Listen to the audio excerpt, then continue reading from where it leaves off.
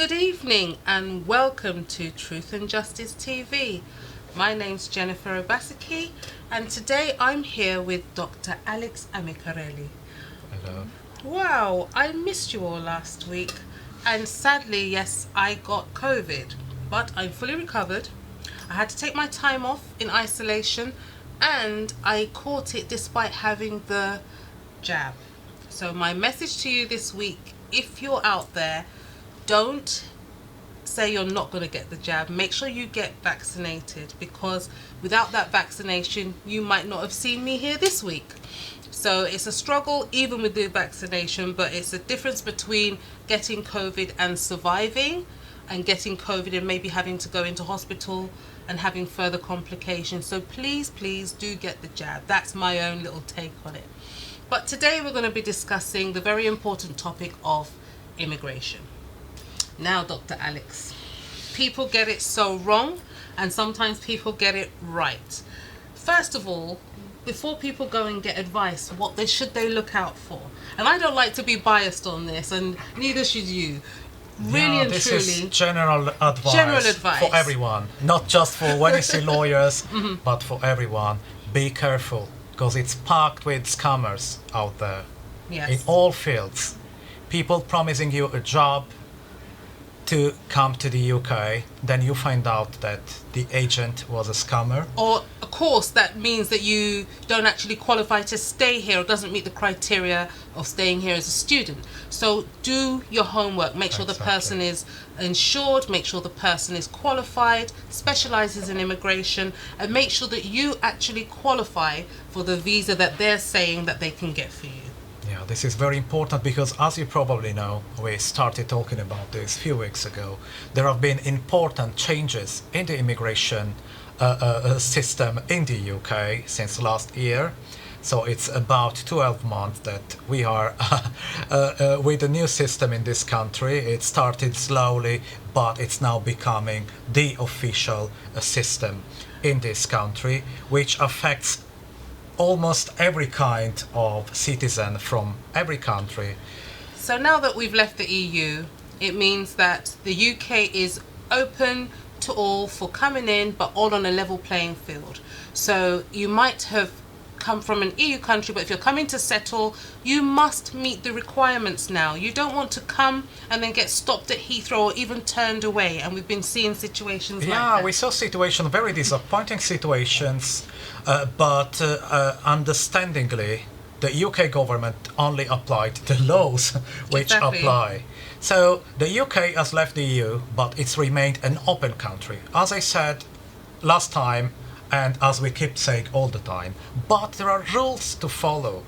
If you are a EU citizen from any background, so whether you were European at birth or whether you naturalized as EU citizen from any country, you need to follow the rules. If you were not in the UK before the 31st of December last year, and you have not applied for settled status or pre-settled status by the end of June this year, then if you want to come to the UK, you have to follow the same rules that everyone has to follow from any country they are coming. And if you come as a tourist, telling the border that you are staying for 3 days and you are packing all your house with yourself and your certificates in your suitcase, they will catch you. So be careful, please. Let's do things the right way. Get the right visa to come into the UK. Sure enough, come even and check the terrain. Come and check what you can come and apply for. But don't say you're coming in as a tourist and then get caught showing with enough material to show that it looks like you're coming to settle, because it will ruin your chances of trying to get that visa that you need. But talking about visas, again, most people fall into different categories. Either you're coming as a family visitor, or you are a tourist with a multiple visa, or you're coming as a student, or you're coming under one of the points-based systems. So we're going to take that down a little bit. We're going to focus really on coming in as a family member and as a visitor, and then also what you can do if you're having to switch in country, if you're here already and you need to switch maybe from being a student into the highly skilled or into the innovation or into one of the other visas that are available for you. One of the things that we've realized as well over the years is that people make that mistake of thinking they have no options. And this is rather than them taking the right option at the right time. So quite first of all, if we say that if you have a multiple visitors visa and you've been coming into the UK or you're coming to visit family, do not get swayed by those greedy lawyers or those lawyers that try to get you to switch your visa without meeting the criteria. Yes, because the problem is that you risk to put yourself in trouble and not to be able to come anymore. Exactly. Your visa can be cancelled, your family members can be discredited, and you know, if you don't meet the criteria for settling or extending your stay, you cannot simply pay somebody and make some kind of sympathetic story. It's not that easy to do, and the government is used to seeing sympathetic story after sympathetic story. The one thing we don't want you to do is to mess up your multiple visa at that chance to keep coming and going and seeing your family members. Yeah, because the system is very generous. So It is a not generous many system. countries do allow you to come and go as many times as this country does. So stick to this multi-entry visa if you can. If you can get the 2 or the 5 year, whatever's best for you. If you're going to be coming and going frequently, get a 5-year one. Why not do that? Save yourself the time and cost of constantly making the applications. Yes. Of course, if you qualify basing on the point-based system Yes. as a skilled worker, well, that's very good chance to settle in the UK as a skilled worker visa. Again, the system is very generous also. But people don't realise, if, Yes. for example, they're working in a company, for example, in Bangladesh or whether Yes. in Calcutta, anywhere, or Lagos, and they're like, okay, my company actually has a branch in the UK, Yes. or I'm a highly skilled technician or medical professional and I want to Yeah. go to the UK, what's my best option?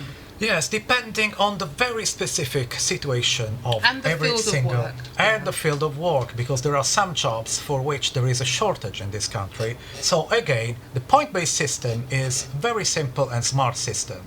To come to the UK to apply for your visa, you do need 70 points. 70 points come from the status of your employer. So the employer must be approved by the Home Office. It cannot be anyone. They do need a specific license. So all your fake agencies that are asking you to pay money and they are not even registered in the UK, that are promising you different connections, please avoid that. Find out exactly if the person that's offering you the job has the correct sponsorship license. Exactly. And that makes 20 points. Then you need to get a job at the appropriate level for your skills. This is 20 more points. Then you have to speak English at an appropriate level for the job. So if your degree was taught in English, that's one way for you to get that satisfaction for that criteria. Or you actually go and do an external English exam at a B2 level or accreditation. Yeah. But normally if your degree is taught or was taught in English, that should suffice by getting the head of your faculty or your dean to confirm the same. And this makes up to 50 points. So job offer for an approved employer, appropriate job, and language knowledge. This is 50 points. You need 20 more points to reach 70 to apply for the visa. How do you get the 20 points? You can get an offer for a salary of £25,600. In this case, you get the 20 extra points you need to reach the 70. What if the salary is not enough? What other options If do the they have? salary is not enough, there are different levels. If the salary is between £2,500 and £23.40, you get 0 points. So in that case, you may have, as Jennifer was hinting at, a degree from a specific field, like a PhD in the STEM subjects, which are the That's subjects that science most and people technology. hate. Science, which are technology, engineering, math. maths, biology, microbiology. You see, that is really, really important because, again, within some countries, that you have many graduates that have those qualifications and don't realize that even without the particular salary being offered, they may be able to counter the shortage in their points. Yeah, in this case, you get 20 points if you have a PhD in a STEM subject. If you have a different type of PhD, but it is in a field relating to the job offer you received, you can get 10 extra points. Now you can trade your salary with your employer by saying, look, I need 10 extra points. 10 extra points means that I need a slightly higher salary, just 1,000, 2,000 extra per year. That will qualify me 10 extra points. So you have a PhD in a non-STEM subject and a slightly higher salary, and you reach the 70 points that you need to apply for the visa. In that case, you can apply for the skilled worker visa.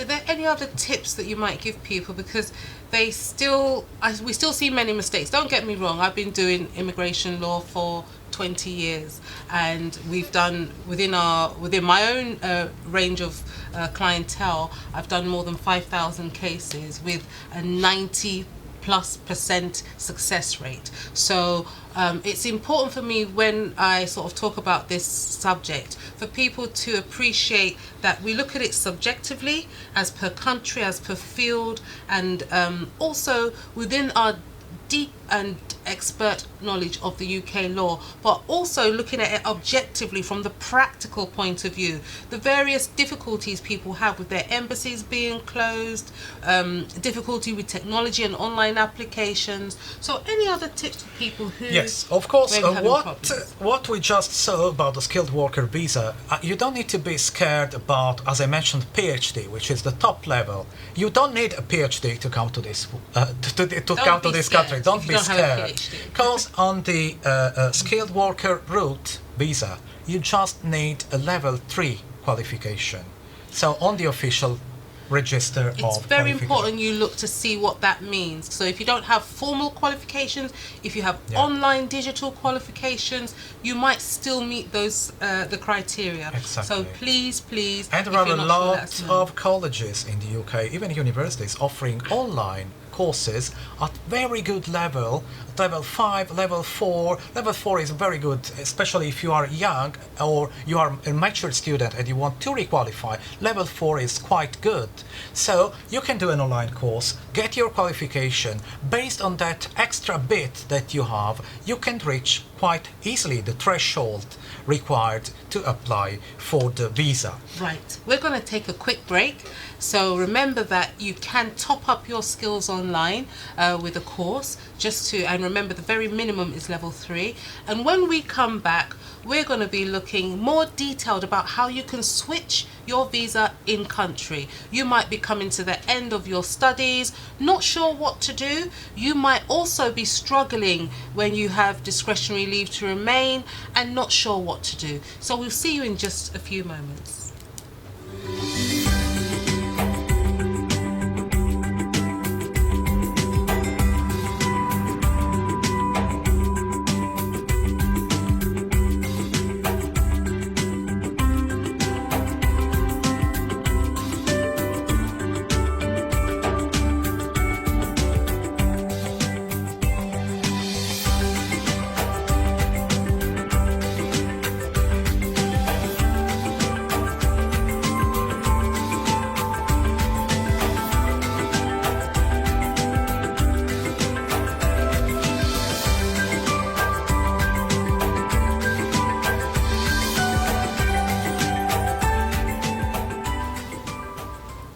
Welcome back, and this week we're talking generally about immigration, and the one thing that we want to stress to you is there is no need to mess up your visa, none whatsoever. The UK laws, as people might criticize them, they're actually quite generous. And secondly, there is no need really for you to overstay. The one thing that really gets to us is when people have changes in their situations and for one reason or another have not applied for an extension in their settlement visa or their leave to remain at the right time. First of all, we have to sort of say that we understand the pandemic is affecting everybody economically. furloughs ending, people are getting redundancies, shops are closing. We've seen the economic effect of the pandemic. If you've come into the UK and for some reason you're not able to travel back to your country in time and you're on a visitor's visa, you can write to the Home Office. There are special dispensations and extensions that are allowed for people who are stuck here due to COVID-related reasons and not being able to travel. Maybe your flight or your airline is affected or your health affected. Secondly, if you are not able to afford your application fee, you can apply for a fee waiver. And it does take time for the Home Office to reply to the request for fee waivers. So you must make your application for a fee waiver in good time. Don't do it 2 days before your application, because what will happen is you'll submit your application online, you will get to the section that requires payment, and if you haven't got the code giving you the exemption for the fee waiver or needed references for the fee waiver to show it's been approved, your application may get stuck, or you'll end up sending it off, and then later, if your application for the fee waiver is not granted, you'll be asked to make the payment. So timing is everything. Don't panic, be strategic, get advice on time, and start the process in time. I would say start to prepare yourself at least 2 to 3 months before your application or your leave to remain is due to expire. All right? So that people can give you the advice, you can get the necessary evidence, make the application for the fee waiver if necessary, and get the response in good time, and then make sure that your application is not delayed, leading to you overstaying for any reason, because you don't want to break the continuity in your leave to remain. As you know, to get your indefinite, you have to spend 10 years lawful residence. If for some reason you have discretionary leave and you've got married, you can switch to reduce that down to up to 5 years so that you get your settlement much earlier than the 10 years as stated.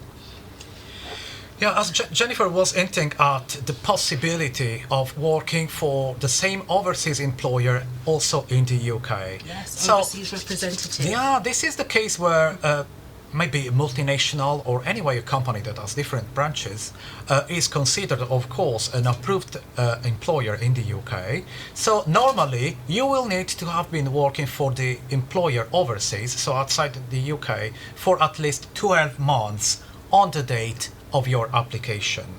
But if you are at very high level of occupation for the company, you don't even need the requirement of 12 months if your salary is quite high, 73,900. So £73,900. You could be a board member, you could be an executive, you could be a shareholder, but also a salaried employee.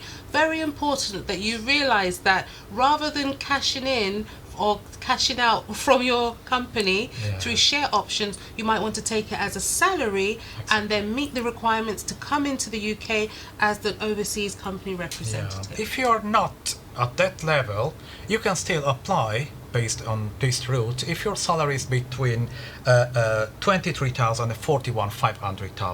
Again, the system is very generous because we are not talking about very high salaries. If we consider that the skilled worker route requires 25,600. Exactly. So the system is quite open. And why the system is open? Because we know what's happened with Brexit. Many people have left the country. And many businesses have left. Their many offices businesses have left. So the country, as the government representative said, we are open. We want all the best employees from all over the world. Open for business. UK is open for business. Remember that. This is very important. And again, in this intra-company transfer visa, there is also an opportunity for young people. So the opportunity for people who are graduates, who did an internship and spent only at least 3 months with an overseas company that has a branch in the UK, they can apply for this visa. So if you're an intern in a company that actually has a branch in the UK, an intern, you could also make an application to come to the UK to work. Yes, this is so a very generous system. The other thing we were hinting at before is the shortage occupations list. In this country, there is high shortage for a very long list of professions, which is updated every single year.